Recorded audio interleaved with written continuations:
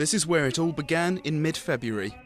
Benghazi, Libya's second city, was transformed into a stage for raw people power, raging against 4 decades of Moamer Kadhafi's dictatorship. Protesters took to the streets day after day, emboldened by uprisings in Egypt and Tunisia.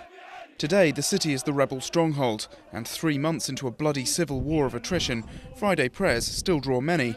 90 days of fighting have only served to harden people's determination to see Gaddafi defeated. It will take time, but we are all hopeful. The rebel fighters and civilians walk hand in hand, so we are optimistic. Even if it takes a year, he's ruled over us for over 40 years, and we managed to survive. A month after the conflict began, Gaddafi's tanks and warplanes had reversed rebel gains and were poised to launch a decisive crackdown on Benghazi. Lightning diplomacy in the West led to a UN vote in favour of a NATO no-fly zone and airstrikes to protect civilians. 2,500 strikes and some near misses for Gaddafi later, the colonel remains in power. Rebels have slowly started to make advances in the east after intense fighting around Ras Lanuf, Ajdabiya and then Misrata, a city that's been under siege for several weeks. There are now almost daily bombings in the capital Tripoli, but it's becoming increasingly clear to NATO powers that they may be bogged down in Libya for much longer than they'd planned.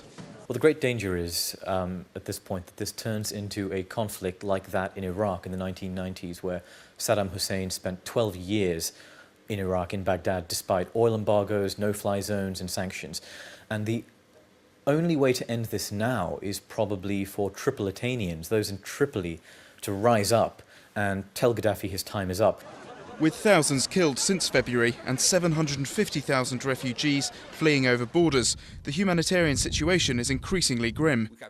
Meanwhile, the International Criminal Court prosecution are seeking an arrest warrant for Gaddafi over crimes against humanity. The evidence shows that Moamer Kadhafi personally ordered attacks on unarmed Libyan civilians. The news came as the regime offered a truce in return for a halt to NATO airstrikes. But it's clear that 3 months on, the Libyan revolution is far from secured, and there could be a great deal more blood spilled before it is.